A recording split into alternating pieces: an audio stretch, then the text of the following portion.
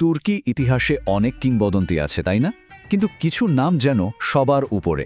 এমনই একটা নাম হল তুর্গুত আল্প। চলুন আজ সেই অবিশ্বাস্য যোদ্ধার গল্পটা শোনা যাক, যার জীবনটা ছিল একটা গোত্র থেকে বিশাল সাম্রাজ্য হয়ে ওঠার পুরো গল্পের সাক্ষী।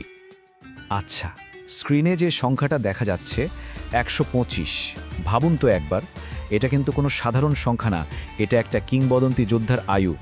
আসল প্রশ্নটা তো এখানেই, কিভাবে একজন মানুষ ১২৫ বছর বেঁচে থাকেন আবার জীবনের শেষ দিন পর্যন্ত যুদ্ধ করে যান। ঠিক এই রহস্যটাই তুর্গুত অল্পের গল্পকে এতটা ইন্টারেস্টিং করে তুলেছে। তাহলে কে ছিলেন এই তুর্গুত আল্প?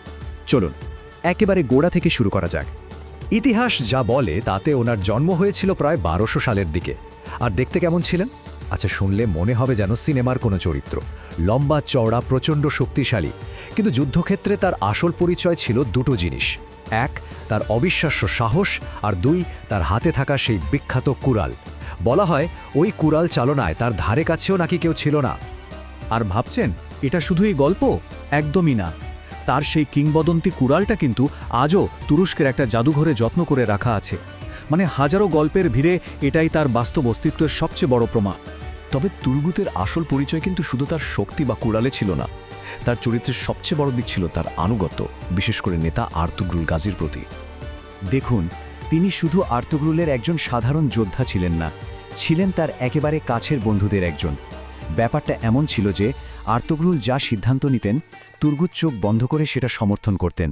কোনো প্রশ্ন নেই, কোনো দ্বিধা নেই। এই অটুট বিশ্বাসটাই ছিল তাদের বন্ধুত্বের মূল ভিত্তি। আর্তুগ্রুলের মৃত্যুর পরও কিন্তু এই আনুগত্যের ছবিটা একটুও বদলায়নি। তিনি ঠিক একইভাবে আর্তুগ্রুলের ছেলে উসমান গাজীর পাশে এসে দাঁড়ালেন। আর কাই গোত্র থেকে উসমানীয় সাম্রাজ্য হয়ে ওঠার যে যাত্রা, তার অন্যতম কারিগর ছিলেন এই তুর্গুত। উসমান গাজী তাকে ঠিক কতটা বিশ্বাস করতেন জানেন? এর সবচেয়ে বড় প্রমাণ হল তুর্গুত এলি, যার মানে হল তুর্গুতের ভূমি। আসলে ঘটনাটা হল ১২৯৯ সালে ইনিগল জয়ের পর উসমান গাজী পুরো এলাকাটার শাসনের ভার তুলে দেন তুর্গুতের হাতে। এটা ছিল একটা বিরাট সম্মান, আর সেই সম্মানেই জায়গাটার নামই হয়ে যায় তুর্গুতের নামে। কিন্তু তার জয়ের ক্ষুধা এখানেই থামেনি। এনিগোলে শাসক তো হলেন, কিন্তু যুদ্ধক্ষেত্র ছাড়ার মানুষ তিনি ছিলেন না। ১৩২৫ সালে আটরানোস দুর্গ বিজয়, তার ঠিক পরের বছর ১৩২৬-এ বুরসা জয়। এই সব বড় বড় অভিযানে তিনি কিন্তু ঠিকই ছিলেন। এমনকি পরের প্রজন্মের নেতা ওরহান গাজীর সাথেও কাঁধে কাঁধ মিলিয়ে যুদ্ধ করেছেন। আর এখানেই তুর্গুত আল্পের গল্পটা সত্যি বলতে অবিশ্বাস্য একটা মোড় নেয়। তার এই লম্বা জীবন তাকে ইতিহাসের পাতায় একটা অন্যরকম জায়গায় বসিয়ে দিয়েছে। ভাবা যায় একজন মানুষ পরপর ৪টি প্রজন্মের সেবা করে যাচ্ছেন। ব্যাপারটা একবার কল্পনা করুন। সুলেমান শাহ, তারপর তার ছেলে আর্তুগ্রুল গাজী, তারপর সাম্রাজ্যের প্রতিষ্ঠাতা উসমান গাজী, আর শেষে উসমানের ছেলে ওরহান গাজী। মানে নেতা বদলাচ্ছে, ক্ষমতার হাত বদল হচ্ছে, কিন্তু একজন মানুষ ঠিক স্তম্ভের মতো দাঁড়িয়ে আছেন, তুর্গুত আল্প। তার এই দীর্ঘ জীবনটা তাই শুধু একটা সংখ্যা নয়, তিনি ছিলেন আক্ষরিক অর্থেই একটা জীবন্ত সেতু, যে সেতুটা গোত্রের অতীতকে সাম্রাজ্যের ভবিষ্যতের সাথে জুড়ে দিয়েছিল। আর তিনি শুধু ইতিহাস দেখেননি, তিনি নিজে সেই ইতিহাস তৈরিও করেছেন। কিন্তু সব গল্পেরই তো একটা শেষ থাকে তাই না? এমন বর্ণাঢ্য একটা জীবনেরও শেষটা ঘনিয়ে আসছিল। ফিরে যাই সেই ১২৫ বছরের হিসাবে। প্রায় ১৩২৫ সালের কথা। ইনিগলে এক যুদ্ধের ময়দানে তিনি মারা যান। ভাবুন একবার, যে মানুষটা সারা জীবন যুদ্ধ করেছেন, তার শেষটাও হলো যুদ্ধক্ষেত্রেই। এর চেয়ে সম্মানজনক বিদায় একজন যোদ্ধার জন্য আর কীই বা হতে পারে?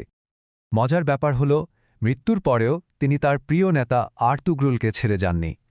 আজ তুর্গুত আল্প গ্রামে আর্তুগ্রুল গাজীর সমাধির ঠিক বাইরেই রয়েছে তার কবর, যেন মৃত্যুর পরেও প্রিয় বন্ধুর পাশেই আছেন। এই দৃশ্যটা আজও তাদের সেই অটুট বন্ধুত্বের কথাই মনে করিয়ে দেয়। তুর্গুত আল্পের পুরো জীবনটাই আসলে আমাদের সামনে একটা বড় প্রশ্ন রেখে যায়।